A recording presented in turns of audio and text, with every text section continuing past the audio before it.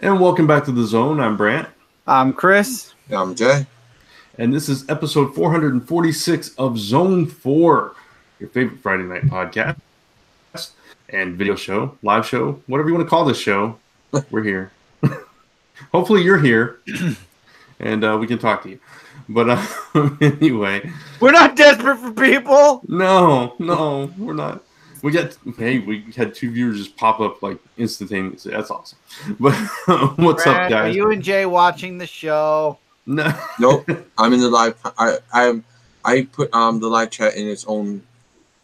Yeah. So, I may or may not have it open in 2 incognito browsers. What of it? No, I'm kidding. No, it's all good. But before we go too far, we should mention we are proud members of the Comics Podcast Network. You can find us on comicspodcasts.com each and every episode. Go check it out. Cool site with a lot of different podcasts over there. And you can follow us on social media at Zone 4 Podcast on Facebook and Twitter. And if you want some of our old Aftermath shows and different content, you can go check out my Patreon, patreon.com/Brant Fowler for even more. And of course, you have the archive here of Zone 4 and on zone4podcast.com. And I think that's all the plugs because that's all we got. Well, what about the Kickstarter plug? You got all the Kickstarter stuff out. What? Didn't you do the thing on your Instagram? The boxes. I was talking about the Zone 4.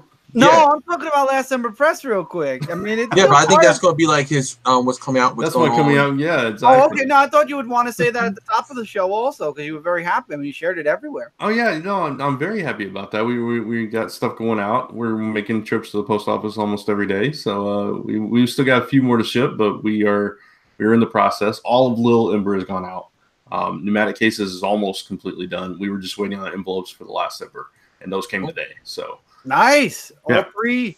I'm getting 3 books in the mail. Yeah, we waited to send yours to last, Chris. Oh, that's fine. I'd rather have it all in one big bulk, so I'll open the whole thing up.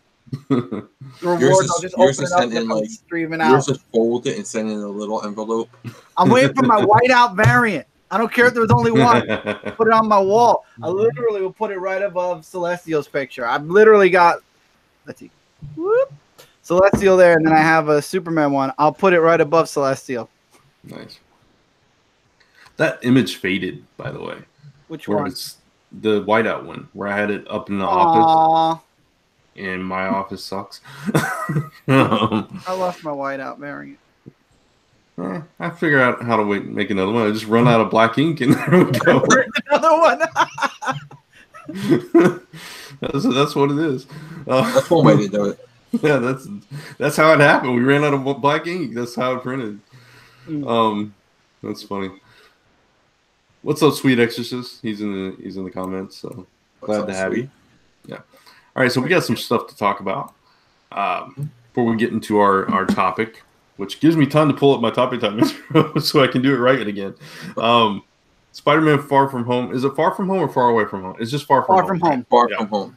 That trailer came out, and Jay and I, of course, talked about it a little bit on Frontline Live, but Chris was not there, so I wanted to give Chris an opportunity to talk about it. We can kind of riff off that. I loved watching the trailer, and they did such bad cuts. You could tell that they took a scene that happened after another scene and put it before a scene. So you had scenes that were popping up, and you see him on a roof, but then he gets knocked by Hydro Man on a bridge, and clearly the bridge scene happened first, but in the trailer it happened second. It was that trailer was so I loved it. I'm gonna pretend I loved it. But the cuts, I love the trailer, but the cuts were so bad. The cuts were so telltale.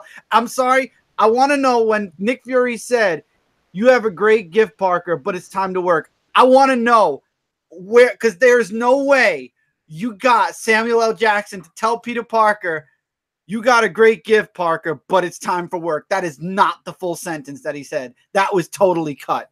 That was totally 2 different sentences. Also, there was a cameo for anybody who has good eyes. One of the boats had a license plate referencing a specific Amazing Spider-Man issue where it was first appearance. Yeah, it did. That was. And the only reason I know that is because somebody said it on Instagram. I'm not that nerdy, pausey, looking all over the thing for stuff. I only know it because Lisa told me.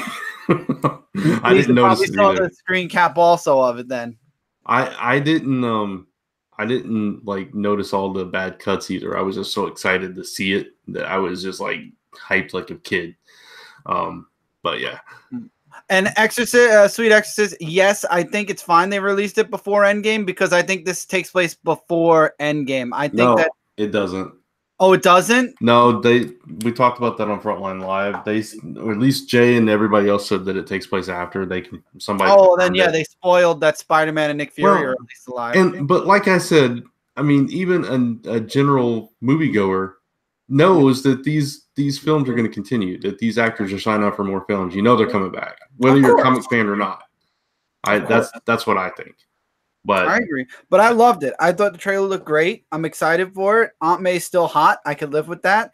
And Jay has a real problem with that. I'm okay with that. And I'm also okay with her knowing that Pete's Spider-Man. MJ, on the other hand, I wish they'd get the real MJ because that's obviously not Mary Jane anyway. They already said in the first movie that MJ stands for something different. I want Mary Jane at some point. That'd be cool. But I could wait. Yeah, I can wait. It's a cool way to get Peter and MJ without having Peter and MJ. Absolutely. Oh, 100%. Absolutely. I like the idea. I really like the teaser trailer. And if you watch the trailer, by the way, from India, the one that dropped in India, there was an extra bonus scene where he's in the airport and he goes through security and the thing beeps and she opens up the suitcase and you know that he said he was leaving his suit behind. Well, she opens the suitcase and there's a spider suit right on top with a letter from Aunt May going, "You forgot this. Love, Aunt May." And the woman looks at him and looks at the suitcase. He's like, "I'm done." And then she pulls out a banana and obviously it's an Indian, so I have no clue what she said. But basically she was complaining about him bringing food and completely looked over the fact that he had the Spider-Man suit in his suitcase. Yeah. All right, a couple things real quick. Tevia says, "I'm personally fine with this Mary Jane." That I would be fine with her if she was Mary Jane, but she's not. So I'm fine with her with whatever character she is. She's MJ. I demand the official red-haired. I don't care about that. If it's a good actress and they have chemistry, I don't care. I think Zendaya does a pretty good job. So I wouldn't mind if she was Mary Jane, but she's not. So and then Sweet says, "It kind of cheapens that beautiful 'I don't want to die' scene from Infinity War." I can see the point. I can see that point that, of course, we'll get that resolution in game. So yeah. But at the same time, again, we all knew it was coming, and they've got to promote the movie. It was already done. So, and I don't know. I can see both ways on that one. And when it comes to Spider-Man, I will say this. We know that everyone's going to come back. I think that Endgame we're going to lose Steve Rogers possibly for a time. That's probably coming. We're going to lose maybe a few characters won't come back. Maybe some of them will choose to stay away. You never know.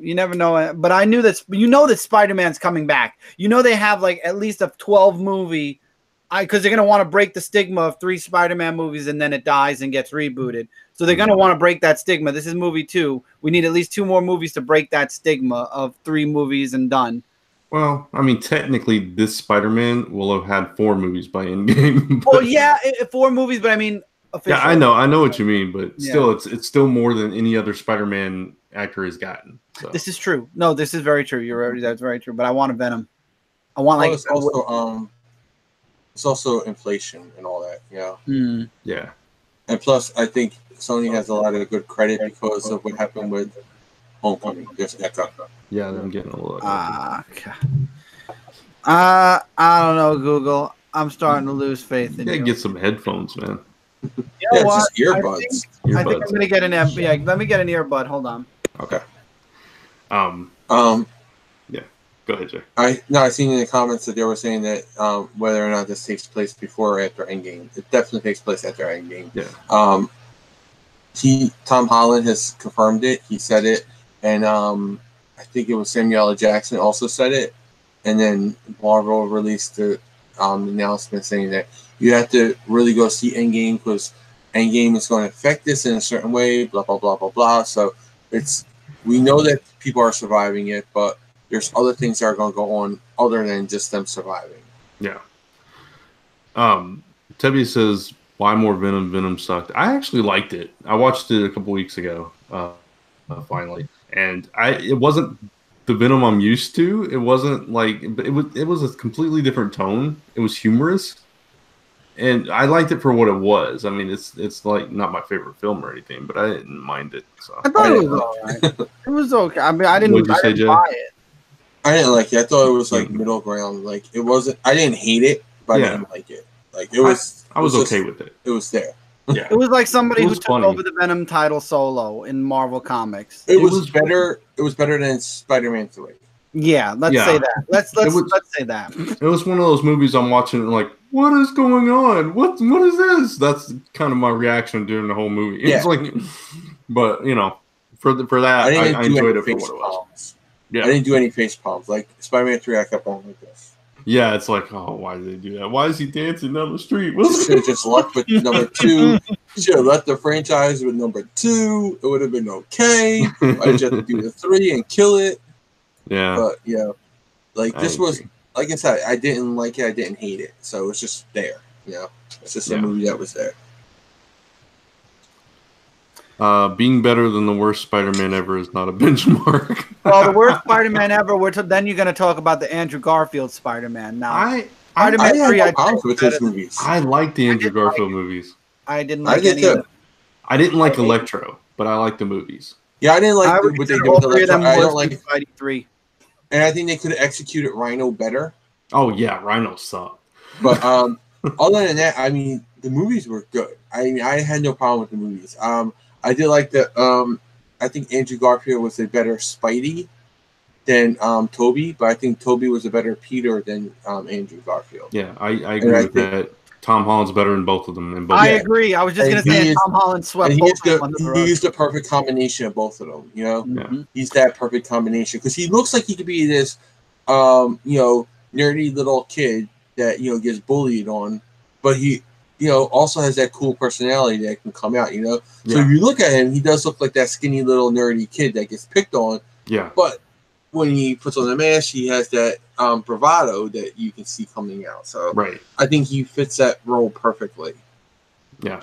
The only, I guess, but the only other problem I have with this Spider-Man, coming back around to this Spider-Man is this really a Spider-Man movie? I mean, in the first Spider-Man movie, Iron Man was kind of guiding Spider-Man. And now in this movie, he's going to Europe, and it's going to be Nick Fury that's guiding him. When are we going to get a Spider-Man solo? Because I think they want to make sure people know this is a Marvel Spider-Man movie. Yeah, you gotta that's have the positive connected aspect to of having the them in Marvel universe.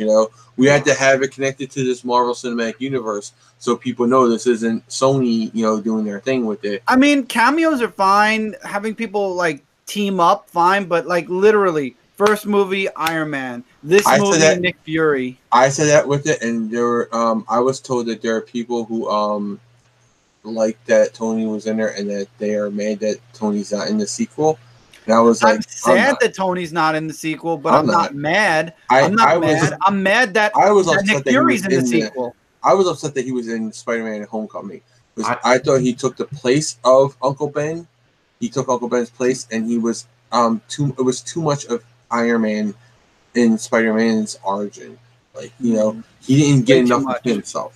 Yeah, no, and I just don't think. I'm sorry, Brian. I was just gonna say I just don't see how Nick Fury fits. He could have just easily gotten the mission from Nick Fury. Nick goes away, and it's Pete alone. He has to get on his own 2 feet without having somebody to back him up all the time. I guess I'm the only one of us that doesn't care either way. I mean, I don't want a solo Spidey. You don't want one. No, I'm not saying that. I'm saying I didn't mind Iron Man in it. I thought it made sense. I thought it fit. And I liked him there, and I don't mind Nick Fury in this one. I like that, and I the whole thing with Happy Hogan and Aunt May was kind of funny. Yeah, that I like.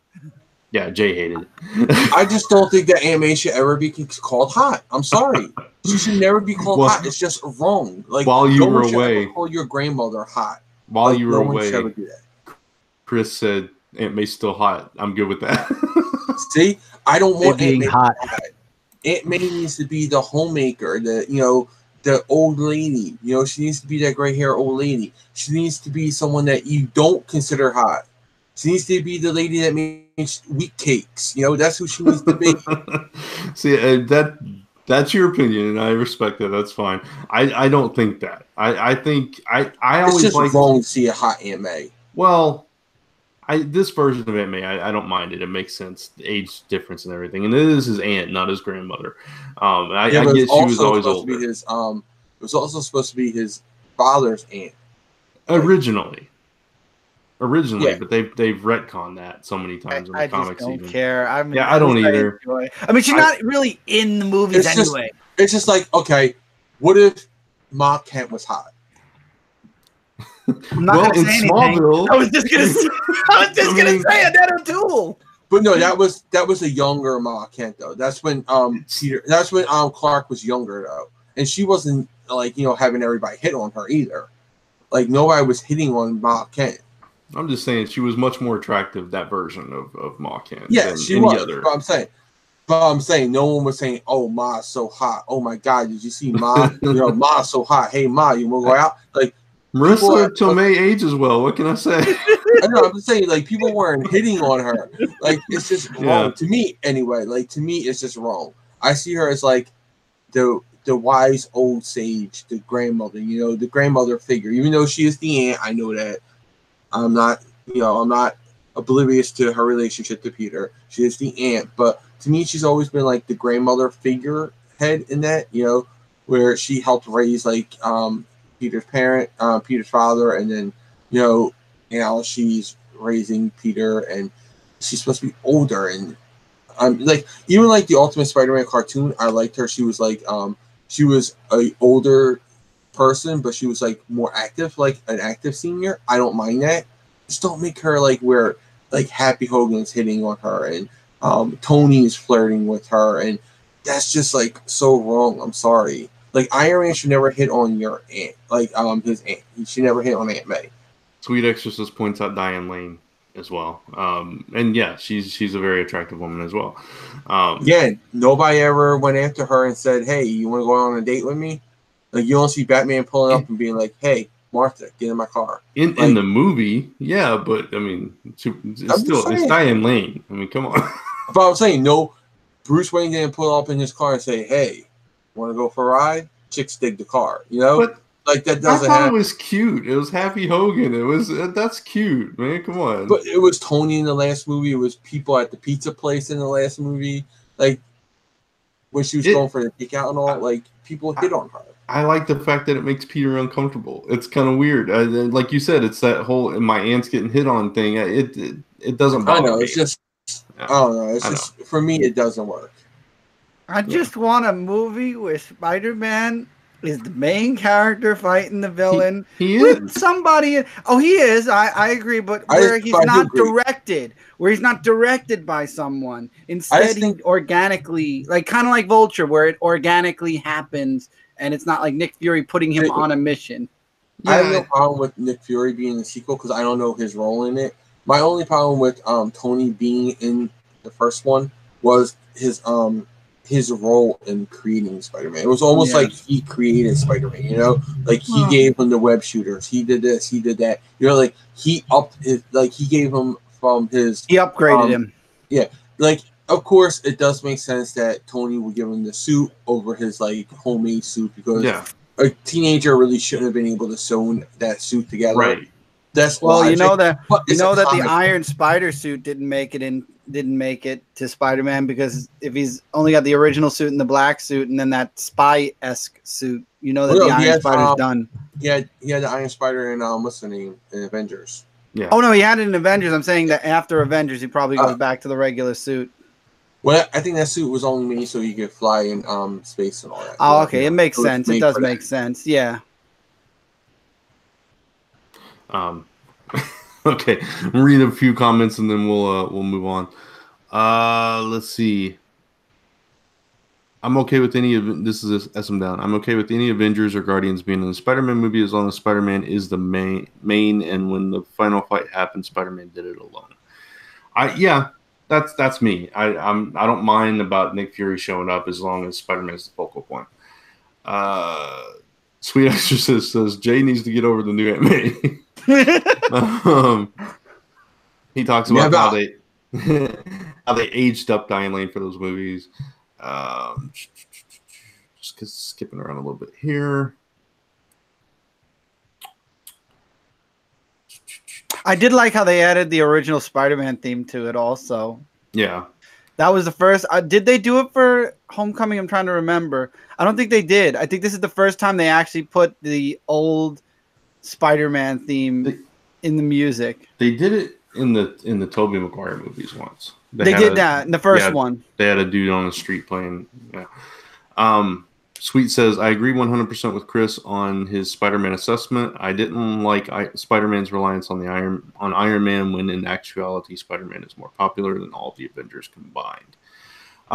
Yeah, I mean I understand that. I get that. Yeah, but I think he had too much of influence on there. Yeah, I just think in this version, in the Marvel Cinematic Universe, it made sense. It makes sense for Marvel because especially with that, they wanted to show, like, this is us. We're doing, Spider-Man. This is our Spider-Man. So we want to influence it with our actors. And, they wanted to make sure that people went to go see the Spider-Man after 3 lackluster box office rating, box office numbers with Spider-Man 3, Amazing Spider-Man 2. They want to make sure that people went to go see another Spider-Man movie. That's why they tested him out in Civil War. That's why they brought in Robert Downey Jr. to be in Homecoming. So I understand the logistics of it, like the business end of it. I'm just saying I don't think it's right that he's in there because he replaced there was no Uncle Ben's great power, great responsibility. It was Tony Stark giving him that incentive to go back, be Spider-Man, instead of Uncle Ben's wise words, So that to me is always that was the biggest downer for that. There was no Uncle Ben influence, and Uncle Ben should always be at the heart of Spider-Man because that's what he is. He's the heart of Peter Parker, and that's his name was on the suitcase. Did you notice the initials on the suitcase? Yeah, but he still wasn't the influence. He's there. Of course, he was alive. They mentioned him, but I'm saying there was no influence. There was no Uncle. At the heart of Spider-Man's story is Uncle Ben. That's the heart of Spider-Man. That's the heart of Peter Parker's character is Uncle Ben. And when you take him out, you lose that part of Peter Parker to me. And that's what I'm upset about with that movie. I think that took place more off panel though. Whatever influence he had, because we've seen it so many times before. I know, but they just never even they just would have said something remember Uncle Ben always said something like that. Yeah. Say the line, something. Maybe they will in this one. Tony. I don't know. Yeah, instead of Tony inspiring him, I hope they do rectify that in the sequel. All right, a couple things. Slime said Homecoming had an orchestrated Spider-Man theme during the Marvel logo. Somebody, what was it, SM Down, I think, said it was a girl playing a violin, not a dude. I remember somebody. There was a guy playing the guitar in the first movie, and then in another movie there was a girl playing the Spider-Man. I remember the violin, but I distinctly remember somebody actually singing the song. Mm-hmm. It was a Subway dude wearing a was it a cowboy hat? It might have been. I don't know. I just remember somebody singing it. Chris said, "I don't care about Into the Spider-Verse, dude. I got threatened on Frontline Live." It was I think it might have been Slime or somebody telling me I have to pull down all my Spider-Man stuff behind me because I've not seen that movie. I have no interest in it. Dude, I'm Superman, so for you, I've heard it's the best Spider-Man movie ever made, but I haven't seen it, so I think that's a humongous. I don't know. A lot of people love that movie. A lot of people love that movie. No, I think Homecoming definitely would get my number 1 spot. Yeah, but I haven't seen it, and I know Jay's not as thrilled about it as other people. So, no, I gave it 4 stars. I know, but it had flaws. No, I know. I'm saying because Cat was just the best movie ever made. Yeah, exactly. And you were I didn't think it was as good as you did. That's all I meant. About it. Yeah, I'm more realistic. I'm I seen the flaws in it. I think that Noir they relied too much. I'm not going to spoil it because I know Brent didn't see it. But I think they relied too much on the gimmicks of Noir, anime, the spider, the SP, / the ER. I think they banked on Miles a lot more for this movie. And Miles was good. But I think they relied on those two, and Spider-Ham. I think they relied on their gimmicks too much. Like they were like, like they. If I heard one more time how friggin' Spider-Man Noir couldn't see color or didn't know what color was. Oh my god! That's why I didn't bother watching. It was so overdone that he was black and white. Like, all right, it's cool when you acknowledge it the first time, but when you keep saying it and like it just got old for me. And Spider-Ham was the only one I thought was really funny because he was like the cartoon that he should be. But then the Spider kept saying, about, kept doing anime things like, I was like, okay, I get it. She's an anime character. I get it. Okay, I get it. It was just like they were only in there because they wanted to throw so much at you. Where I think they could have just done it with Peter, Miles, and Gwen. Like, because they only really wanted Gwen and Miles. They wanted a Miles movie for a while. They got it with Spider-Verse, and that's why Spider-Verse got. It was a good movie. I'm not saying it wasn't a good movie. I'm just saying it wasn't the best movie ever made. Like, honestly, and it wasn't even the best Spider-Man movie ever made. I'm sorry, it wasn't. Like, Spider-Man 2 was far superior than this. I think Homecoming is better than the best Spider-Man movie period right now that we. I think Homecoming was better than this too. I mean, I see the flaws in the movie. I mean, I saw flaws in Homecoming too. Oh, there's flaws in all of them. Yeah, absolutely. Oh, no movie's perfect. Yeah, exactly.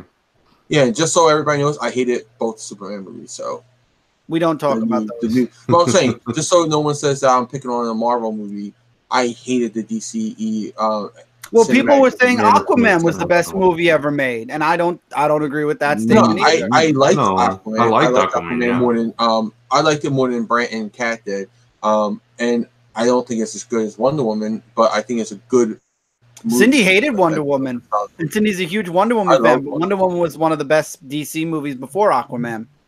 Yeah, I think Wonder Woman is the best DC movie so far that they've had out since the new line. Yeah, I liked Aquaman. We won't get into all that, but yeah, you have your problems with it, Yeah, exactly. Like we could all have problems with it, but it was blown out to where I hated the movie. Like when Kat said it was like basically I hated the movie. So it wasn't the movie that ruined it for you. So it wasn't the movie that ruined it for you. It was the people overhyping the movie that ruined the movie for you. Well, no, I didn't even have a problem with people overhyping it. I'm just saying, like when Kat said it on Tuesday about me not liking the movie, she made it sound like I hated the movie. Like I was a hater on it. I was like, I gave it 4 stars. Kat thinks we hate stuff if it's our number 1 pick in the top 5. So. I know. I'm just saying, I gave it 4 stars. I'm not saying I hate it. I just I saw the flaws in the movie. That's all I was saying. Yeah. I wasn't saying it was a perfect, best movie ever made. It wasn't the best Spider-Man movie ever made. I was saying I saw the flaws in it. But the way she presented it, it was like Jay, because she was like, Jay hates the movie. Yeah. And I was like, I didn't hate it. I was like, I gave it 4 stars. That's good. I will stick to the few movies I watch a year, the few TV or now streaming shows I watch a year, and my video games, and I will be a very happy man. Yeah, you just don't fit in with us when it comes to I don't. When it comes to movies, I apologize, and it's not on purpose. I just don't fit in with movies. It never was my thing. In my mind, I'm looking forward to Spider-Man. I'm looking forward to Shazam. I'm looking forward to... Actually, I didn't even... The Men in Black trailer I actually saw when I saw Spider-Man. That looked pretty cool also. An Endgame. I'm with Men in Black because, I don't know, something about that movie, like, it's always going to be connected to Will Smith for me and Tommy Lee Jones. Of course. Yeah. My problem is all I'm going to see is Thor and Valkyrie. Right? That's all I'm going to see is Thor and Valkyrie in this movie. Yeah, but no, I'm more excited going back to like Spider-Man. How about Ghostbusters 3?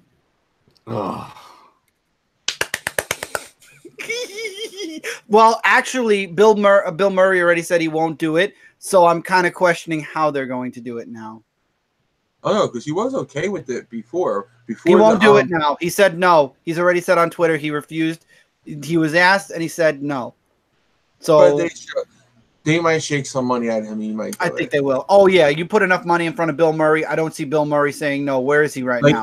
And the right script. It has to be the right money in the right script. Definitely. I think that's what Bill Murray's holding out for when he sees the script. Be a part of the story, too. They can say that he's not in it. He's not there because of Venkman. I mean, what's the name? what's his name? The one who passed away. Egon. Yeah. Oh, Egon. I think his name. Egon passed away. You know, so maybe he's not part of it because he doesn't want to join it without all of them together. You know? Right. So that could be good. That gets me giddy too when I hear like the original Ghostbusters are coming back and TMNT might be getting a reboot. They're getting a reboot. The new Ghostbusters 3 is already getting hated on. They're saying that the only reason why it's coming out is because people didn't want to see women in their roles. No, that movie sucked. No, I'm just saying I know, but that's not the case. That's not the case. Because it was a terrible movie. It was a badly written movie, and you guys. If it was guys, it was still terribly written. So guy, girl, both, neither. It still was. If it was animals, it was bad. It was also the specific actors they chose for the roles. It just didn't work. And you guys specifically know that I love Melissa McCarthy. Yeah. And I still say it was a bad movie. Yeah. I think it was a bad script. I don't even think the actress. I mean, there were scenes, but I mean, I blame it more on the scripting. The script was like a literal plagiarist to the first movie and second. But not as good. Not as good, right? It's like somebody took the movie and made their interpretation of it, but they're not a good writer. It was like a bad fanfic. That's what that was. It was like Superman Returns. Yeah, exactly. Yeah, pretty much. So. Only I think Superman Returns might have been better. Oh yeah, Superman Returns definitely. But no, anyway. see, I get giddy about stuff like that. But now you talk about Division 2, Resident Evil 2 coming out 1 week from today.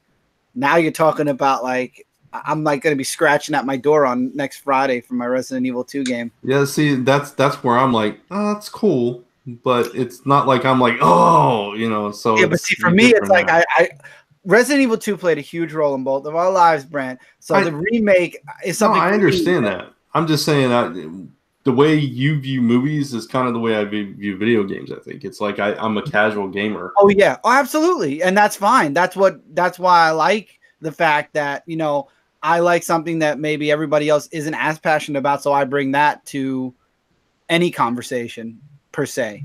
Yeah. That's me in wrestling. W says at least Superman Returns tried. And it tried. Superman Returns was the third best Superman movie, way better than The Man of Steel, which I hated. It was a badly made fan film. Like it was a high budget fan film. That's all I say about what it was.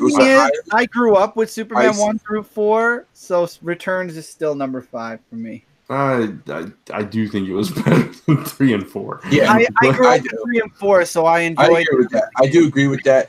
I think they're all about the same. Honestly, I think they're all like near the same level because they're all cheesy. Like they're all. But I do think that edges out a little bit more than the other two because it was taken a little bit more seriously. Where 3 and 4 were taken very much were not serious, and the budget was like cut and gutted, and like it was just horrible like production and everything like that. I will touch on this video game wise real quick because we were talking about that. Tevi said, anyone excited Mortal Kombat 11? I watched some of the Twitch stream announcement yesterday, and I thought it was pretty cool. Scorpion looked awesome. I didn't get to see Sub-Zero. I think the graphics are great. I think the story will be awesome, but I'm not a fighting game fan, so I'm not as interested in it. But with Street Fighter and Mortal Kombat, so it's like that's my childhood right there. But when it comes to Street Fighter and Mortal Kombat, Street Fighter never really has a story. Mortal Kombat does, so that's what puts Mortal Kombat a little bit above Street Fighter for me, just because they actually take the time to do voice actors, actual movies, actual stories. But if Street Fighter did that, Street Fighter would automatically number 1 for me. It was the footage was brutal. I mean, if you're familiar with Mortal Kombat at all, yeah, they're trying. Brutal. They're trying to get real brutal, and that's another thing. And Kingdom Hearts 3, I'm waiting on Tevia because I didn't finish 1 and 2. Well, I finished 1. I still have to do 2 and all the other side stuff. So I actually took it off my pre-order list for now. I'll get it later. Wow. Slime asks about what is a fan film and why makes it a fan film? Because he literally said that he was discontinuing Superman 3 and 4. He was going off of Superman 2 because this is what he thought Superman 3 should have been about. And he picked Brandon Roth to look because he looked like Christopher Reeve. He made his hair. He made him wear a hair wig. That looked just like he mimicked the acting style. Everything. He made him mimic the acting style. He did so many things down to the smile. It was creepy. It was creepy. Continuation of it. So he was basically making him look like a young Christopher Reeve, so this way they could continue the movie. So it was like, he said this is the movie he's always wanted to write. But see, he tried to make everything Christopher Reeve, and then you look at the costume, and the costume designer said red, blue, and yellow clash, and they made the shittiest Superman costume. Well, it was like realistically, it would look horrible, like, and that's the same reason why they didn't do. And they were like, we don't do the S on the back of the cape because. We put it on the belt. Their argument was they put it. Yeah, they said they put it on the belt instead. And his S was so small, it was like a pimple on his freaking chest to begin. It was so. I hated that S so much. I really hated that S so much. So many people literally took that costume and animated it so different, and it was so easy. The first thing they did was they stretched the S out to be more than a little like nipple ring in between his two. It was nipples. Too small. I agree. Yeah, I hated that costume. I hated the costume designer, and I hated the costume. Yeah, I didn't like the costume. Like he had bikini briefs instead of like. Did you notice that like his underwear were like the bikini briefs? Everything was too small, is what you're saying. Like, why didn't you just I'm not talking about the package. We ain't talking about. No, I didn't mean that. The cut of the briefs. The color briefs, and it was too dark for Superman. It should have been like a color. The S should have been bigger. Yeah. The boots should have been better. Like there's so many flaws in it. And even Tom Welling, when he did the thing, the S was at least bigger. Yeah, that's true. Enough about Superman's costume, though. I know. We went from Spider-Man to just me explaining that I like games more than movies and TV. I know. We went all over the place. Let's bring it back for our what you call it, Brant. You mean topic time? I was hoping you'd just play it. Topic time. It's topic time. I always say it first. I know. I was hoping it would come into that. Because Chris interrupted and messed me up. I didn't know you hit play. There's a delay between all of us. There's no delay on my end. One. I wasn't ready for you to do that. Okay, get ready. 1. 2. There isn't a delay. See? Then I just didn't see you hit play. Fine, I'm a jerk. I hear topic time every day. That is true now. But anyway, we're gonna be talking about some X-Men stuff. We got some interesting stuff to talk about. We got to spoil Uncanny X-Men number 10 a little bit that came out this week. So if you haven't read that yet, be warned. We got to spoil a little bit about that because it leads into what's coming up. So that means 11 is next. That's when I'm going to start reading it again. Yeah. Well, there's the annual first. The annual, right? The annual first. Right. The annual, and then 10. But this leads into Age of X-Men, and then we've got some other stuff that I'm sure you guys have seen in the news today that we've got to talk about. Sweet Exorcist said something. Okay. Tell Jay to play the annoying spoiler warning now, please. No, he already answered. Okay, go ahead. What? Oh, was it something else? Did I miss it? No, I was asking something about what Slime said about Oh, I thought you were answering Sweet Exorcist. No, I'm not playing spoiler alert. Well, I mean, is it really a spoiler at this point? I mean, we all knew that the X-Men were going to disband because we had Well, it's something that hasn't happened, so we will. Okay, all right, we'll humor. It's a little more than that. Yeah. Okay, we'll humor it. Spoiler alert. We are going to be talking about spoilers, so if you haven't read it, you don't know what's coming up, you are being spoiled right now. All hands, man your stations. So this Wednesday, Uncanny X-Men number 10 came out, and it was the last part of X-Men Disassembled. How many parts was it? Because I didn't even know it started. 10 parts. 10 parts? Where were the other 9? All 10 issues.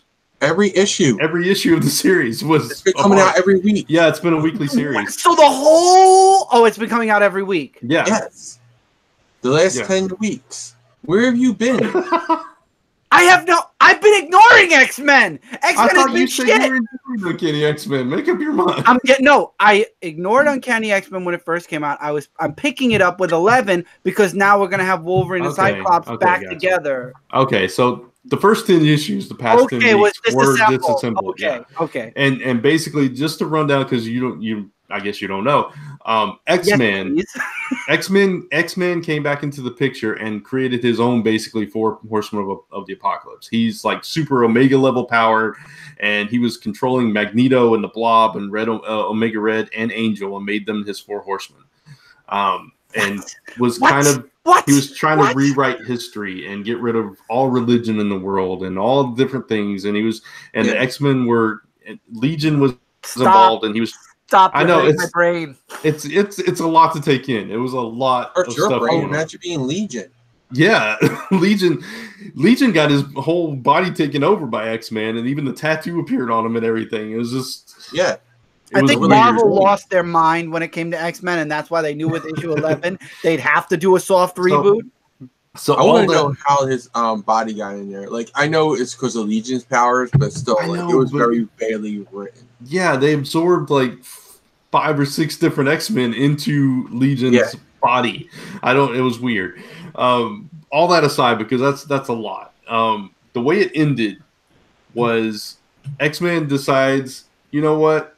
X-Men are a bad idea. I'm going to erase them from existence. No more X-Men, basically. Didn't we learn from Wanda? Yeah, but I know, but didn't we learn from that? Yeah, I know. That's what I'm saying. But he didn't erase mutants, because we see Cyclops at the end. He's still there. He's around. Yeah. He's back, and he's around. But it's the current X-Men. The X-Men are just not a thing anymore. And, like, the world is rejoicing and all this stuff. And wait. So now I'm confused. You can catch me up. Did he erase all of X-Men from all of time? All the current X-Men. Oh, all just the current. All the X-Men that he's aware of, I should say. Because no one knows except for young Cable that Cyclops is alive. So right. No one but young Cable knows that. So basically, and no one knows where Wolverine is. So so basically X-Men Gold, X-Men Red, X-Men, well, obviously X-Men Blue because they went back. So all of that never happened, but the original every single X-Men. Well, it's not everything. Not that it didn't happen. They've happened. He didn't erase history. They've happened, and they're just not there anymore. Yeah, they're not there anymore. They still exist. Because we're going to see them coming back. Stop. Okay. So let me explain. What the hell? I don't even understand. Listen, he took them and removed them from the playing field. It's like he took all his toys and he just went home with them. Okay, but they did exist up until that point. All of the stuff they did. What Oz did with Tim, basically, just took them off. So he took them off the playing field, but everything that happened up till that point is still part of history. Yes. Okay. As far as we know. So now it's going to be up to Cyclops and Wolverine to save them. You're saying, and people are removing them from history, like the history books and all that. They're trying to make it so that it never happened. Oh, so the people are erasing the history, not it really didn't get erased. Okay. Because they're saying X-Men, brought nothing but pain and anguish and all that. Okay, so they're erasing the history books, kind of like what Hydra did. Rewriting history. Okay, they're rewriting history, but they're personally doing it. It wasn't like cosmically erased. It was there, just they took it away. Okay. They're rewriting history because they don't want the X-Men to be a footnote in it. They want them to just be forgotten. No one. It's going to be like no one ever talks about the X-Men. They didn't exist, but they really did. Brain farts going everywhere now. That is the most convoluted piece of garbage I've ever heard in my life. It is very convoluted. I completely agree with you. It's all over the place, and I don't know where they're going. Well, I guess I kind of do know where they're going because we're going to talk about that next. I will say now, if anybody asks me why I haven't read X-Men, that's why. Yeah, it's out there. So next month, which is what, 2 weeks away? 2 weeks away. We are getting a bunch of new X-Men books, and it's called The Age of X-Men. It's kind of like when they did Age of Apocalypse. Everything changed, so they're kind of doing that again in a way. So we got Age of X-Men, The Marvelous X-Men. It's a 5-issue miniseries. We got Next Gen, which is a 5-issue miniseries. The Amazing Nightcrawler, which is 5 issues as well, and The Extremists. And then you've got Uncanny X-Men 11 and 12. That's all coming out. 5 books. 4 being miniseries. There's going to be a X book every week. We talked about that on Frontline. And Marvel makes money again, or tries to make money again. Yeah. And each book will be $5.99, the issue number 1s. And don't think because issue 11, all of them are 3.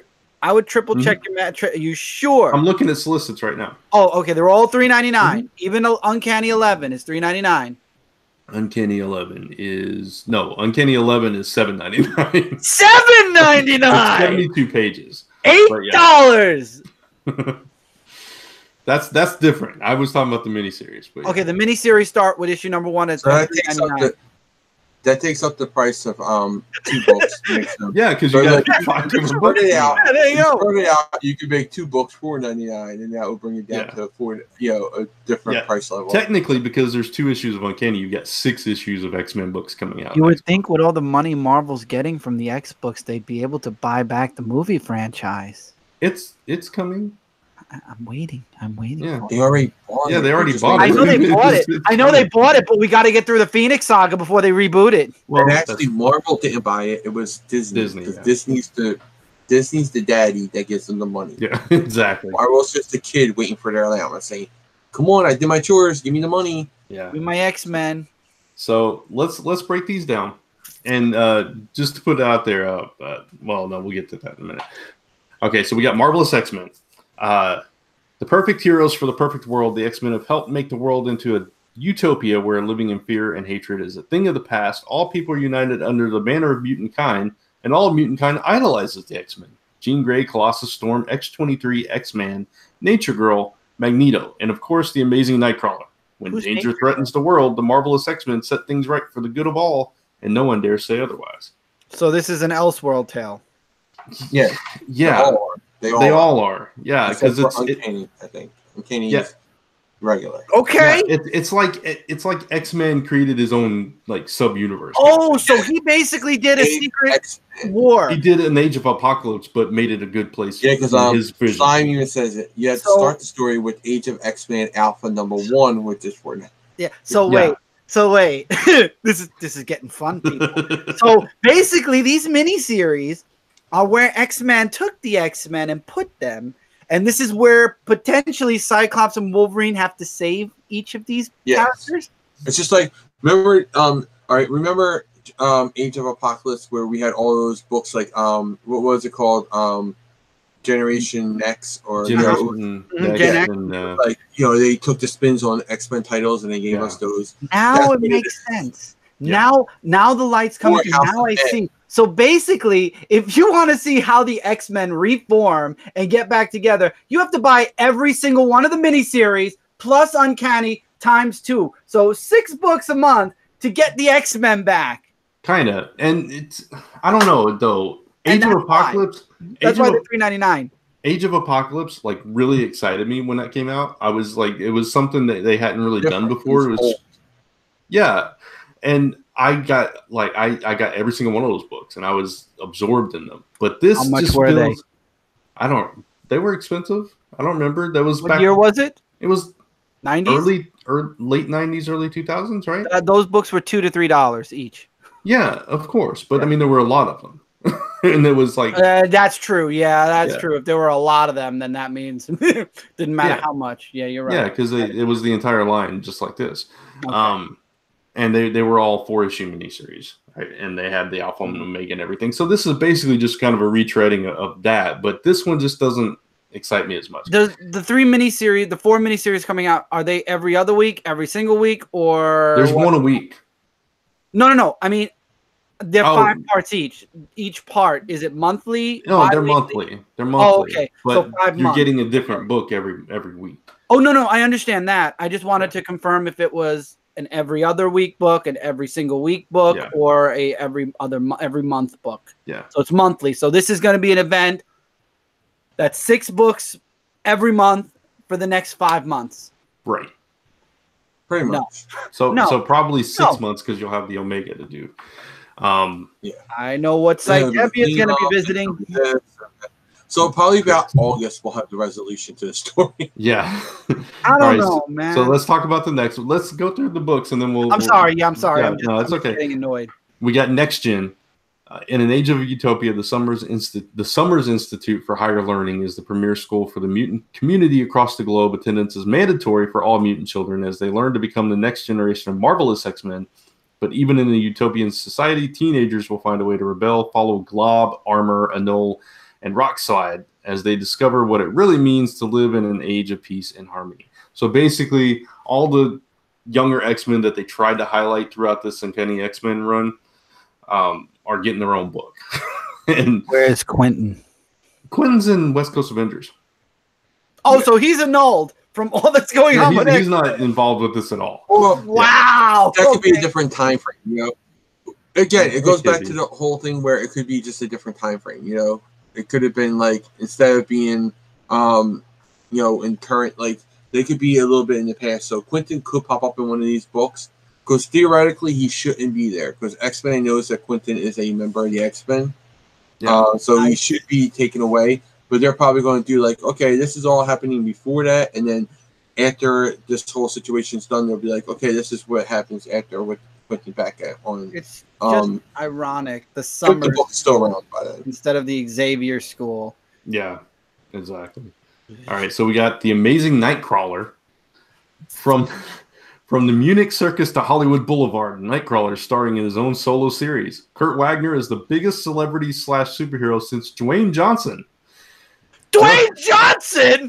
Where the hell did The Rock come in? Juggling Kurt's responsibilities of one of the X-Men and a slate of summer blockbusters would be tough enough without the best support staff in the business. Stunt coordinator Magma, personal trainer Kylan, and of course, his leading lady, Megan. But there's something rotten in Tinseltown. They even referenced Tough Enough. They did. And then we've got the Extremists. A perfect world doesn't just happen. It needs to be cultivated. That's where the Extremists come in. Psylocke, Iceman, Northstar, Blob, Jubilee, and Moneta protect people from threats they won't even know existed, including the most insidious threat of all, love. What? Sorry. I had to do the dramatic pause. Why? So you mean X-Force? Okay. To compare it, there were 9 titles altogether for Age of Apocalypse. Yes. Including the Alpha. Yeah. X-Force? The Extremists are X-Force? Basically. But for love. But for love. Yes. They have to quash love. I don't know. They have to what love? Squash. Oh. Quash. Get rid of. Is that a word? I don't even know if that's a word. In this universe, maybe. Right, you used it correctly. Quash. Okay, I thought I used it correctly. Never heard Don't make that me word. second guess myself, Chris. Quash. I don't even know what that word is. Anyway, then you have Uncanny X-Men 11 and 12. After the devastating events of X-Men Disassembled, it falls to Cyclops to rebuild the X-Men in the face of overwhelming hatred. Thankfully, he's not the only X-Men to have just returned from oblivion. Scott and Logan are together again, and they're mutant kind's only hope. So that's what's going on with that. So during this whole thing, they've got, like you said, they've got to find a way to fix it all. This is why I like DC Comics, and this is why I like DC Comics, and this is why I like DC Comics. Mommy, there are too many X-Men in the world. That's okay. We'll put them in their own universe. Make them different. I just want a good X-Men story. Yeah. I was actually enjoying X-Men Red. Like, I'm sad that they got rid of that book. And X-Men Gold wasn't too bad. Like, I think they went a little off the rails with it at times, but it wasn't too bad. I enjoyed parts of both X-Men Gold and Blue at times, and Red. I think they were doing some things right, but I guess they wanted to go a different direction, or sales weren't what they wanted. I don't know what they wanted, but I don't think this is the way to fix it. It seems like they keep trying to do these bold things to try to bring it back together, and then they just tear it apart right after they fix it. Yeah. Every single time. I don't understand. What I'm hoping is that by the end of all this stuff, so like in August, that we get Uncanny X-Men, X-Men, and my dream, Academy X. And I'll be okay though, even with just the two. And then X-Men because and this is also because this will all end in August, look forward in solicits for the next big X-Men event to hit in September. That's I'm saying, like, I'll be okay with 2 main books for the X-Men because there are a lot of mutants. Yeah. You know, you gotta give at least 2 books for them. Yeah. And then I would like 1 student book. So like X-Men Academy X, give it back to the original writers. You know, people I like. Again, that's just my dream. That's my dream for that book because I love that book. SM Down asks, is Age of Apocalypse the origin with him being in Sabanur? I think that was established before Age of Apocalypse, wasn't it? Yeah, I think so. That was just you know, that was when we get to meet Rachel and all that. Yeah, Age of Apocalypse was when we got Blink and Blink. I'm Dark sorry, Beast. that's what. I know what you meant. Yeah. We got Blink and Dark Beast and X-Men and the darker versions of Cyclops and Havoc and things like that. Wolverine with the missing hand cut off. Yeah. That was Legion trying to change history and accidentally killing his father, which is Professor X, and it changed all of history. That's what the Age of Apocalypse was. So yeah, and then it kind of bled in. They keep going back to it because it was so popular. Yeah, that they keep trying to redo it, and it was inexplicably popular. Like they did not expect it to be as popular as it was. It shocked Marvel when they got it, so that's why they keep trying to revisit it. Mm-hmm. But you can't catch lightning in a bottle. You know, you can't duplicate those results. You can't keep doing the same thing over and over again and expecting to get it to be as good as it was. Just like Secret Wars. Oh, God.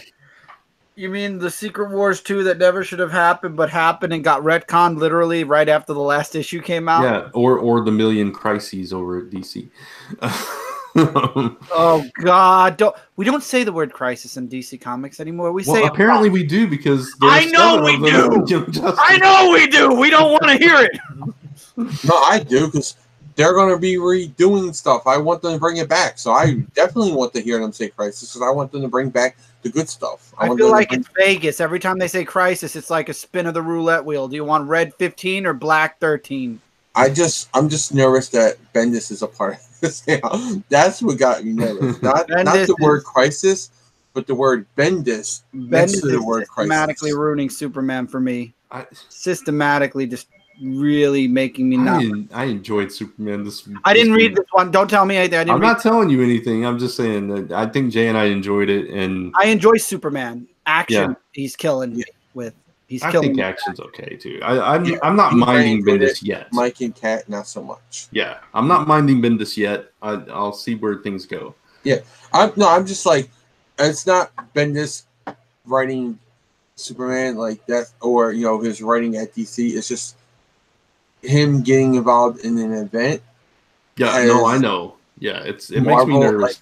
It's just like I'm nervous about what he did with Marvel events. Like that's why I'm nervous about it. Totally. But Jeff Johns is also like a part of this, and Scott Snyder is a part of it because they're mentioning stuff like that's happening in it. And so I'm a little bit better because Jeff Johns is the head of everything. That's why I'm a little bit okay with it. But I'm still a little nervous that Bendis is associated with it. Yeah. Mm-hmm. But going back to the X-Men, yes, there was a question actually Sweet asked. Oh, was there? Okay. Let me see. Are you guys going to talk about? Yes. Yeah, that was the next on the agenda. Yeah. We'll get to that in just a second. But yeah, so this whole storyline of the Age of X-Men, it's I don't know, man. I just have a bad vibe about it. I hope the books are at least good. They're entertaining. Of course, I'm probably not going to read them all. Jay will. I don't know if Chris will read any of them. I don't know. I don't even know. Hey, if there's another Mandarin Corps type event in there, I will be the one. Jay's got to know about it. Yeah, I will be the one to share it. Yeah. Yes. So see, that's my role here. I like to bring the bad that we can make fun of. Without that, we would never had the Mandarin core joke. Yeah. So what Sweet Exorcist is asking about is the news that was dropped today, which is Marvel reveals a new X-Men character created by Rob Liefeld.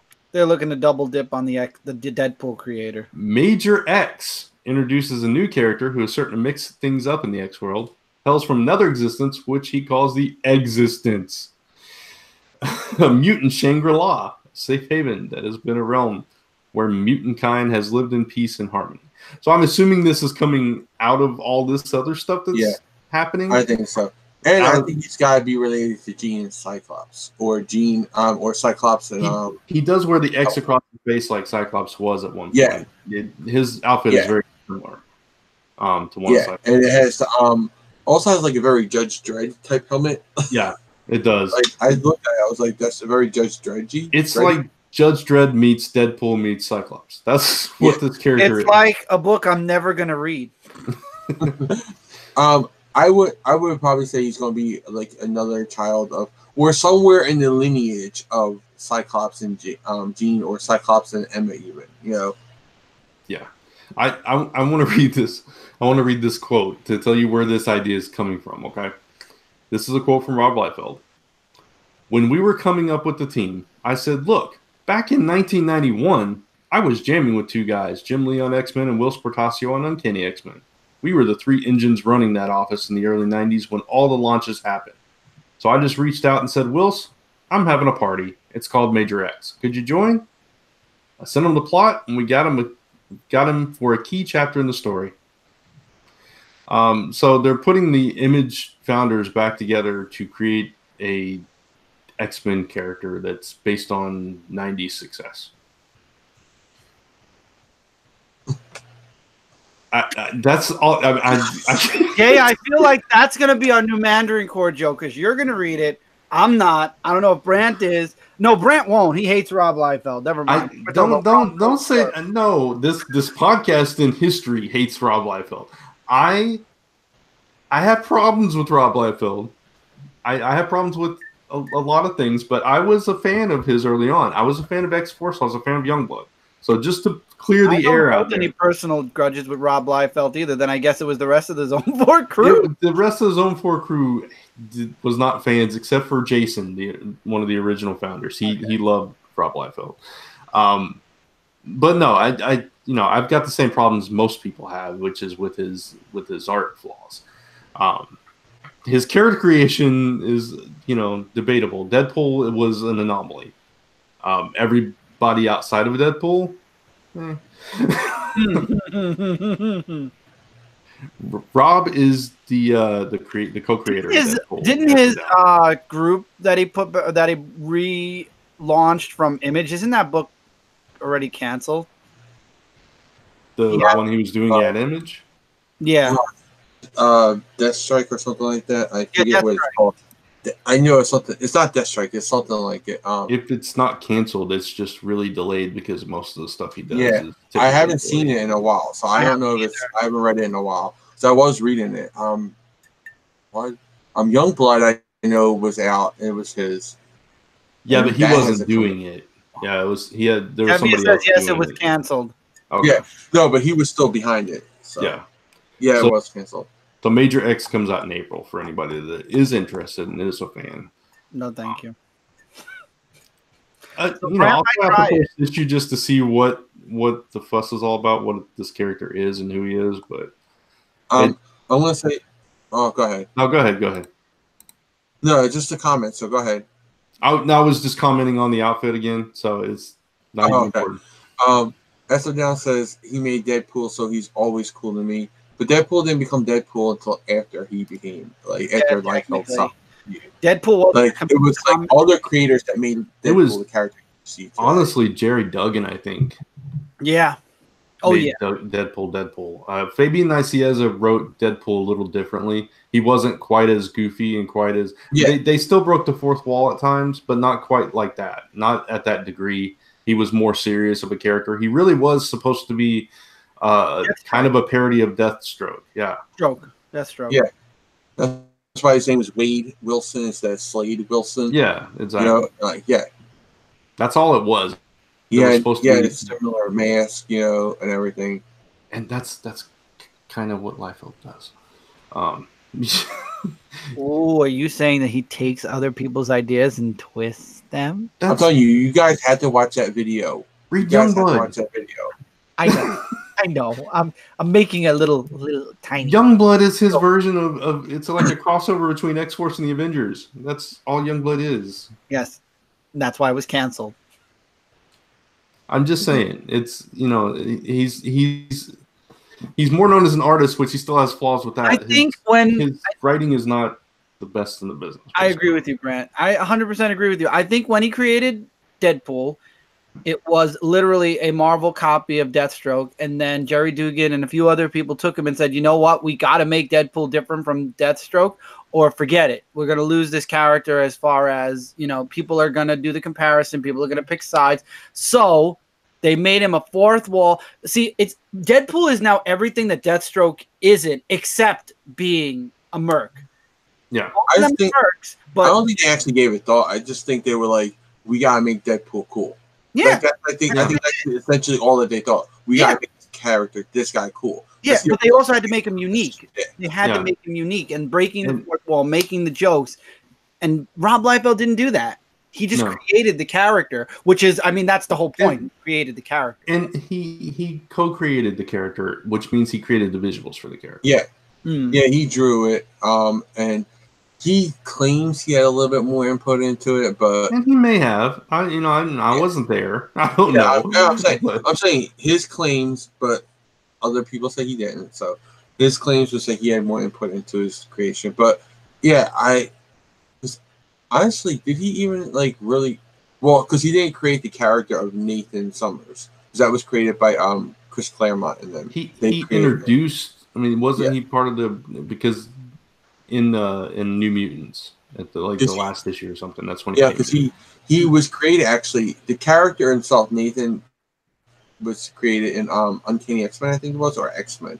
One of those books. It was part of the whole Executioner song where he was taken to the future and all that stuff. So he was created at first as a baby, and then he was brought to the future, and then that's when we saw him introducing X-Men.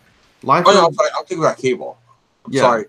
Totally wrong. But yes, he did appear in New Mutants. That's right. He did appear in New Mutants. You're thinking of Cable because Tevye is asking if Liefeld created Cable. No, that's why I was thinking it. I was going into that. But he did create Deadpool, and he was in New Mutants, and he didn't create Cable. He took that. Him and Fabian Nicieza took that ball and ran with it. They create Cable, but they didn't create Nathan. But that's why he has 4 creators. Yeah, exactly. He's not the sole creator of Cable. Right. Chris Claremont, Louis Simonson, and Rob Liefeld, all three of them, Slime said, created Cable together. Cable. Yeah. Makes sense. Chris Claremont was a humongous contributor. Part of the whole X-Men franchise. Claremont and Louis Simonson created Nathan Summers. Yeah, it was huge. They were the huge plus to the X-Men. Sorry, go ahead, Brent. Yeah, no, I'm just saying they quickly graduated Cable and Deadpool into X-Force, which was Fabian Nicieza and Rob Liefeld at first. Right. So that's kind of where they took off and they became more known as those characters. But right. Yeah, so Deadpool was a lot more serious when he first began. Yeah. And totally. Then when they made him the merc with the mouth, that's when they actually, gave him. They basically gave him a little bit of Peter Parker. But Marvel did what they always do. They brought out 20 books for Deadpool, and they oversaturated the market. But by then, Liefeld was already with Image. Yeah, Liefeld had already left. Yeah. It wasn't until he was popular they oversaturated. It was once they saw that people loved him, the new version of him. That's when they were like, "Oh, let's sell him everywhere." It's like Wolverine. Wolverine wasn't everywhere until everybody started liking him. Then they were like, "Oh, let's put Wolverine in every book." And then there were 20 Wolverine books. Yeah. All right. SM Down asks, why Cable living so far in the future if he is Scott Summers' son? Cyclops doesn't live forever. Cyclops and Jean Grey went to the future, had a kid. They had a kid in the present. Cyclops. Well, yeah, but they went to the future to raise. He had the He had the technovirus. The technovirus. Cyclops, Jean died. Cyclops married Madeline Pryor, Madeline Pryor. the Madeline Goblin Queen. Yeah. Pryor is a clone of Jean. She had Cable, named Nathan Summers. He was infected with the techno-organic virus. The only way to save him was to send him to the future. Jean and Cyclops went to the future for a little bit to raise him a little bit. As Then Slim and Red. Rachel Summers, yes, and Rachel Summers finished raising him as the Scotty mother, and he was the Scotty son. So his sister became his mother, who became his sister. Yeah, that's X-Men continuity for you. That's Marvel continuity for That's you. why Cable's from the future when he's technically not. He was sent to the future. He's originally from the present or from the past now, but he's originally from their timeline, and then he was sent to the future because he got infected with the techno-organic virus. And if he didn't go to the future, he would have died. Yeah. So to save his life, they had to send him away. And then later on, they went and they spent time with him in the future, a couple of years. Yeah. And then Scotty mother, who turns out to be Rachel, was it? Jean isn't Cable's mother, Madeline Pryor. So that's why I just said. Yeah. I said Jean died. Scott married Madeline Pryor. Madeline Pryor. I don't think Marvel knew when they created the X-Men what the hell they wanted with the X-Men. Yeah. And that's why they're the most convoluted. Madeline He does also consider cloned Jean him, Grey his so- mom though, because it is a clone of her. Yeah. Yeah, it's the same DNA. Yeah. She is the clone. So technically, Jean is the mama. So, because she's the, or if you want to say she's the grandmother, or aunt at the most. Stop. Please stop. A twin sister, you would be the aunt. Well, let's who has not. the same DNA. Then we could go into the whole strife thing, and Yeah, we could bring up Adam X. There's a lot of confusion when you talk about when it comes to the Soul Summers family, there's a lot of confusion. that whole line. And then he dated Emma Frost, which didn't do him any justice. I mean, there's a lot when you talk about Cable. It's a time traveling, continuity crunching, mind blowing headache for most people. I mean, yeah, definitely. Like, unless you got like my twisted brain to follow it and go for timey-wimey stuff, it's a pain in the butt. Sweet. I know X-Men is the son of Jean Grey and Cable's not. I get that. I'm just saying that he's still considered. He's essentially son because Madeline Pryor was a clone of Jean Grey. So her DNA was still used to create him. So it's like, it won't even be that because Connor Kent is not actually a full clone. But it's just, again, if you want to say anything, then if you want to say that she's not the mother, she's at least the aunt because they're twin sisters because they're clones. So they're twin sisters. So she's at least an aunt, but he considers the mother because Madeline Pryor was her clone. So he can call her mom. She calls him her son. She also raised him with Scott in the future. And who said there's another one? There's another thing. No, I'm laughing about Slime's comment. That X-Men is the son of Grey. Yeah, X-Men is essentially the same character as Cable, except for he's younger because he's Jean's son and not Madeline's son. And more powerful for some reason. Yeah. And, well, you could say because he was the son of a clone and he was not. Yeah, so, that's true. they both got the same name. They're both Nate Summer. So they're both the same character. Just one's mama is Madeline, one's mama is Jean. I think X-Men actually goes by Nate Gray. But yeah. Well, Nathan and Nate. It's still his name is actually Nathan. They just call him Nate. No, I mean I think he goes by Gray instead of Summers. But yeah. Oh yeah. Slime said X-Men continuity is like the techno-organic virus. You got to put all your mental powers into it or you'll go crazy. That's true. It's so true. Exactly. Especially Cable. Yeah. Cable is one of the most messed up continuities in comics. Yeah. Again, I think the whole Summers timeline does. I think their whole family is just totally screwed up. It's so confusing. And you throw Adam X in there. And this new guy. And Vulcan, throw that in there too. And it's like. Yeah. Which, honestly, Vulcan was supposed to be Gambit. Gambit was supposed to be the Third Summer's brother. Yeah. They always planned on Gambit. That would have been dumb, though. That would have made I think it would have fit because You think? Because of the way his energy, but they should have revealed it a long time ago. Energy-wise, yeah, but origin-wise, it just didn't make sense to me. No, that's what I said. They would have revealed it a long time ago when they were going to, but then it got delayed, and then all the writers came in and they did this with Gambit and that with Gambit and this with Gambit, and they explored Gambit so much that they had to create a new Third Summers. But Gambit was the original Third Summers that they were planning on. Right. So that's our X-Men discussion. It's as convoluted as all of that. I think right now the whole X-Men franchise is as convoluted as Cable's whole history. Yeah.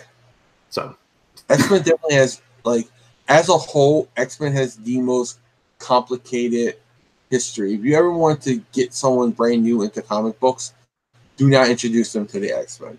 No. There's so much continuity and conflicting stuff with that group of books that it might scare people away. Yeah. Same with a much simpler, cleaner book, and then let them work their way into X-Men. I always X-Men, whenever someone says that.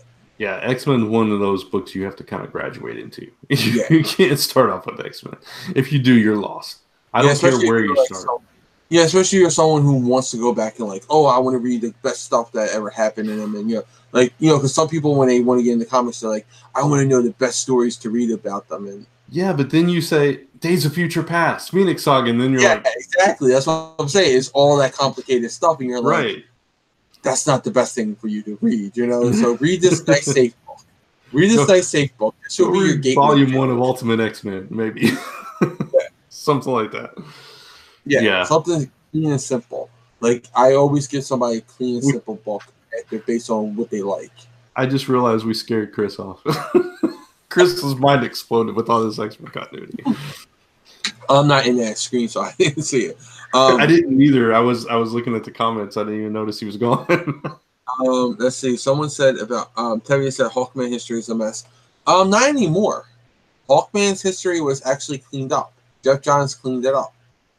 Everything happened to Hawkman, and he was resurrected. Yeah, he had, resurrection. So they actually cleaned and fixed that all up. Even as complicated as it was, though, you could always just explain that as different lives. Yeah. X-Men is much more complicated than that. Yeah. See, and also you can always say, well, this was pre-crisis, post-crisis, blah, blah, blah. There was always errors that you could say. Marvel is not like that. They never reboot it. So they can't blame their continuity issues on reboots. They're like, we just want to change this because we want to change this. We don't care what anybody else wrote. We just want to write this. Marvel does that thing where DC is like, we change this because we changed our whole reality. So that's why this character is like this now. Yeah. Where Marvel's just like, who cares? No one cares. And we'll have, Cable have 25 different origins. But Hawkman was fixed by Jeff Johns. He fixed his origin. It's a nice, clean, streamlined origin. He's cursed to always be resurrected. That's it. That's all you got to think. It's reincarnation. That's all you have to know about Hawkman. A reincarnated warrior throughout time. I was about to say the same thing Slime just said to Tevye. Tevye said Ultimate X-Men goes downhill after Ultimatum. And Slime echoes my sentiments was, to be fair, everything went downhill after Ultimatum. The whole Ultimate Universe fell apart after Ultimatum. I think they just didn't know where they wanted to go with that universe. And they were like, oh, crap, let's just... Because I think what they went wrong with was making that statement that death is death and this is this and that is that. Yeah. I think once they made that statement and they stuck to it, it's like kind of like Smallville when they said no tights, no flights. They had to stick to that rule. And then they were like, oh, but we can do this and we'll work it around it like that. And it just became convoluted to where people are like, okay, he's freaking Superman, but he's just in a leather coat. Like, he was Superman, but he wasn't Superman, Yeah. So it was like they had to keep working it around it. And I think that's just what screwed up X-Men. Because they couldn't go back on their word. Sweet says, I really don't think X-Men continuity is as you guys say it is, but I am saying that Google. It's Google. Okay, it's totally Google. Yeah, what's up, Jesse? You two were like. Okay, like so that. you two were to me as well. All right, so it must have been Google. It must have been the Hangouts then. Okay, so now both of you are okay now. Okay. The same. So what were you saying? I was trying to read Sweet's comment. I really don't think X-Men continuity is as complicated as you guys say it is, but I am saying that as a fan. But I just discovered Spider-Man had a sister, so I digress. Well, he Spider-Man does have a sister, but he doesn't. But he does. But he does. But he doesn't. It's a thing that's up in the air. Yeah, it's a big question mark. With X-Men continuity, if you've been reading it all along, it's not as confusing. Oh wow, we must have gone off because everybody's like, "Oh, we're back." Damn it, Google. And Jesse's like, "Phew." Hi, Jesse. Yeah. Must have been gone for a bit. Sorry about that, guys. We're back. Sorry. It was just the show. Google Chrome. Google Hangouts just does that. Google does basically. I just, as a longtime fan, if you're a fan of X-Men, of course it makes more sense to you because you've been reading it. But for somebody coming in cold, that is a mess. just explain the very basics of Cable to someone. Yeah. All right. All right. Yeah, you just did it earlier, and it was like just this very basic thing. Jean Grey died. Scott married Madeline Pryor, who's a clone of Jean Grey. Madeline Pryor gets pregnant with Cable, has him. Jean Grey basically steps in as the mother. Scott and Jean have to give him up because he has technogenic virus. He goes to the future. They go to the future to take care of him. His sister from another reality winds up raising him, and then he goes back to the past to stop somebody from killing somebody. Like, it gets convoluted. Yeah, like you just explain it to someone. Anything. That's just one character. Yeah, that's just one character. That's just one character. I mean, again, there's a lot of convolution in X-Men. Like they messed themselves up. There's a little bit more to that Slime than that. Slime says Peter Parker's parents had one more child, but it was kept secret. That's basically it. Peter didn't find out till last year. It's a little bit more complex than that, but not much. It happened in a graphic novel. In a graphic Family novel. Matters or Family something. Yeah, Family something. That was supposed to be out of continuity. It was supposed to be out of continuity, but they tied it into continuity.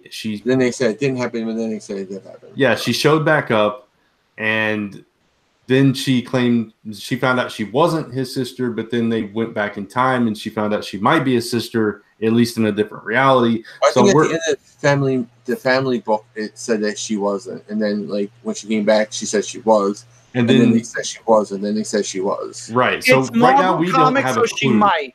Yeah, we don't have a clue if she actually is or not, or if she is in a different reality.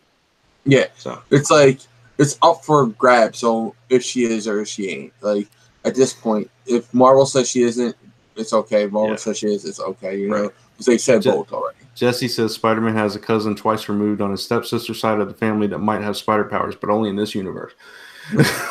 That makes sense. That's Marvel. So there you go.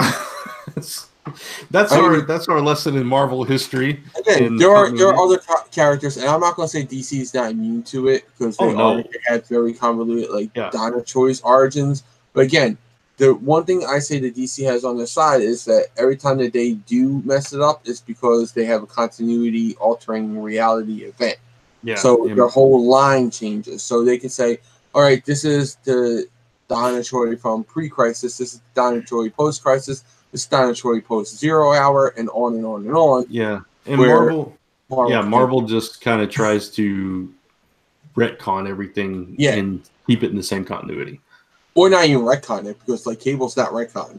Well, not like Cable's origins not retconned. Yeah, that's true. Maybe just like add to it.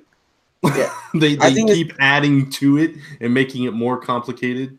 What it is they don't have a continuity watcher at Marvel, and I think every writer who writes comic, and this is for both companies, I think a lot of times writers just want to make a mark on a book.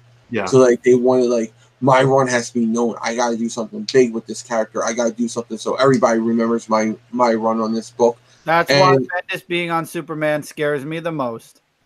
Well, see, it doesn't scare me as much because DC does have that continuity now again.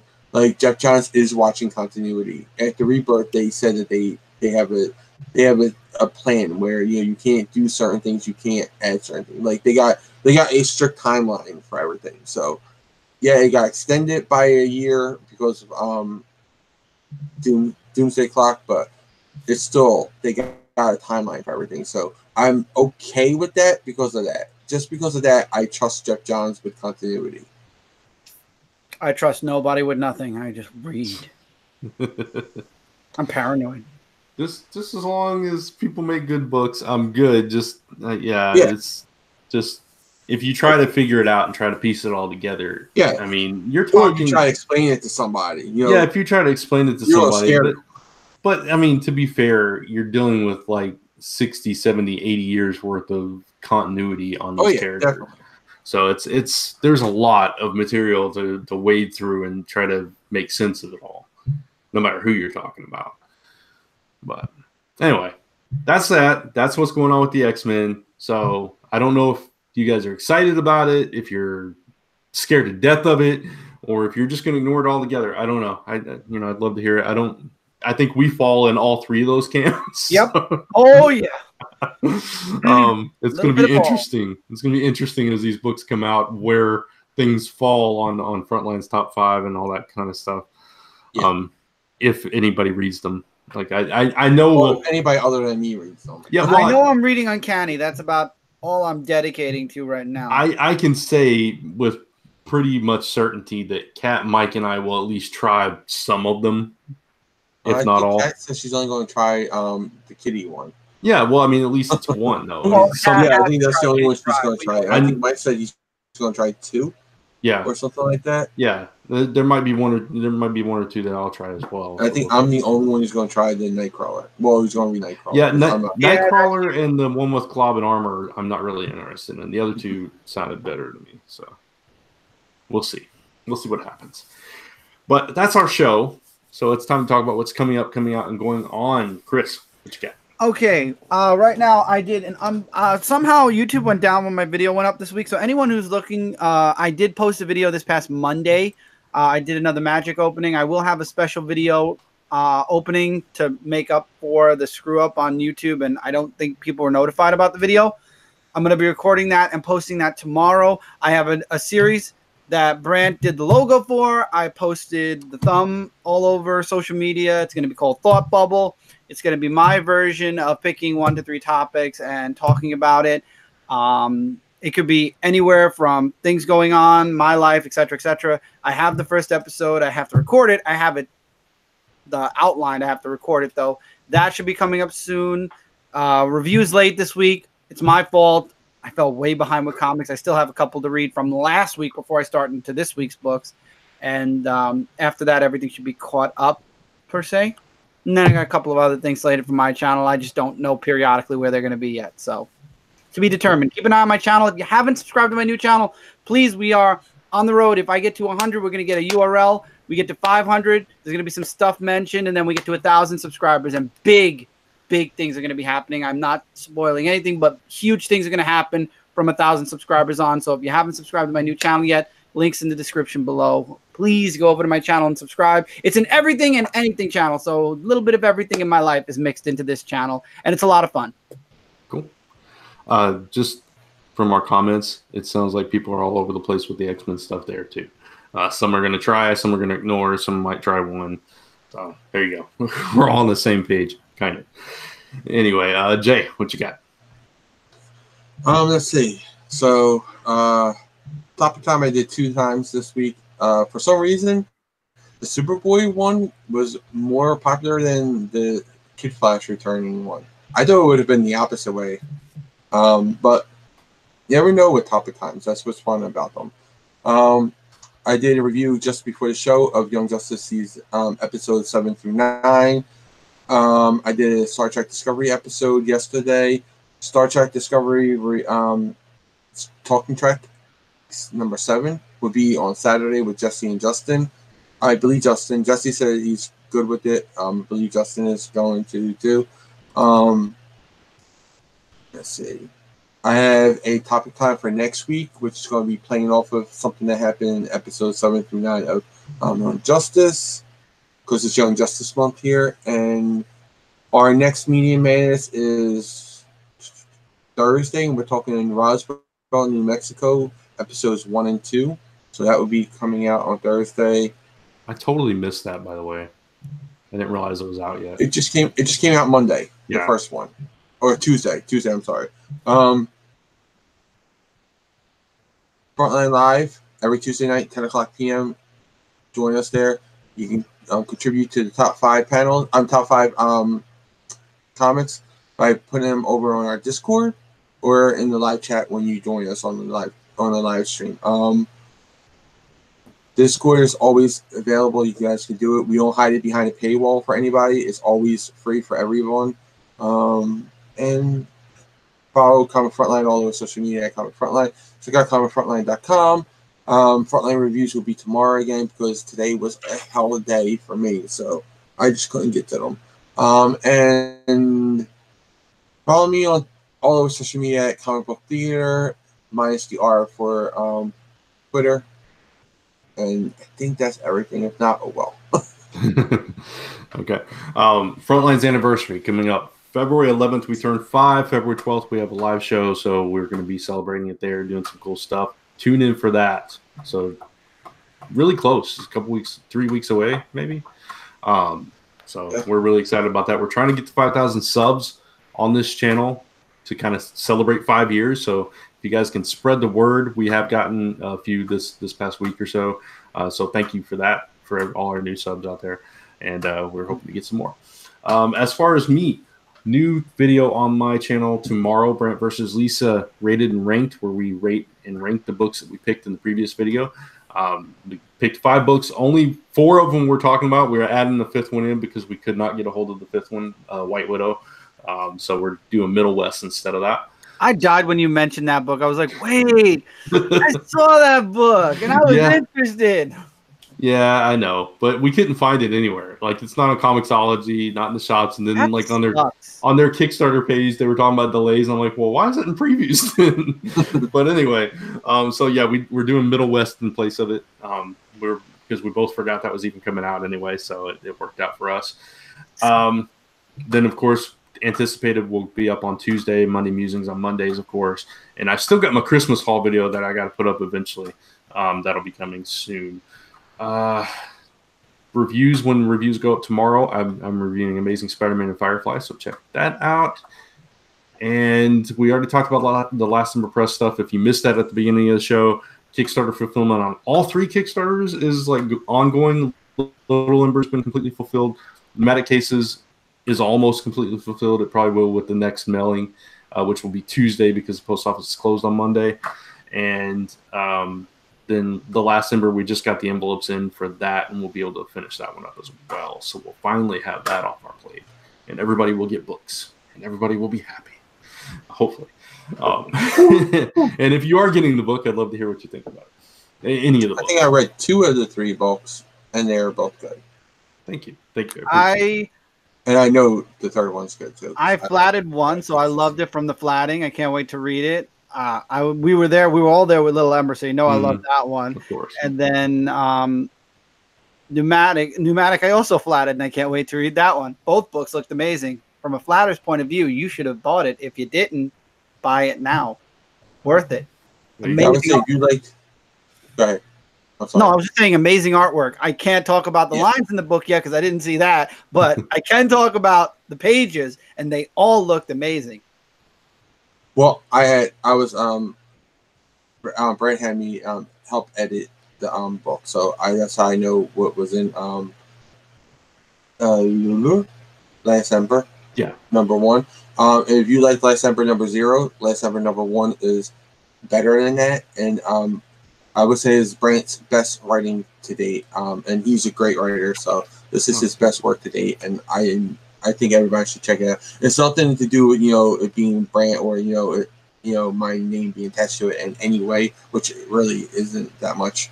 But it's just a really well written book. It's really done. I loved it, and that's objectively speaking. I really appreciate that, Jay. I really do. And I was writing some of issue 2 this morning, by the way. Cool. So yeah, got some cool stuff coming up in that as well. Can't wait to get that out there. So yeah, I think that's it for me. I'm probably forgetting something because I always do, but you can follow me on social media at Brant Fowler on Facebook and Twitter, at Last Number Press on Instagram for anything else that I've forgotten. I'm posting the Instagram all the time. And you can check out my Patreon, patreon.com/Brant Fowler, for more content from me if you like. And that's it. That's going to wrap it up. Tune in next week. Yeah, next week for a brand new episode of Zone 4. I had to think about it for a second. We're going on the little hiatus the week after that. So next week there will be a new episode of Zone 4. So tune in for that. And all the other content here on Comic Frontline. Hit the like, subscribe, notification bell so you get updates on all the content going up on this channel and you don't miss anything from any of us. And thank you for watching. Thank you for participating in the chat. We appreciate it. And if you're listening to the audio version of this, thank you for that. Leave us a rating on iTunes. And that's it. So, Jay, I think it's your turn to read us out. Okay. We'd like to thank the official bands of Zone 4, the Ray Wall Band and Society's Play that you hear on the show each episode. We are also proud members of the Comics Podcast Network. You can find us right here on Comic Frontline every Friday night live at 10:30 p.m. Eastern Time, and also on comicspodcast.com, Stitcher, iTunes, and of course, zone4podcast.com. If you have any comments, questions, or suggestions for us, send those to zone4podcast@gmail.com. And as always, thank you for listening. You are now leaving the fantastic Zone 4. Bye, everybody. Good night, everybody. Good night.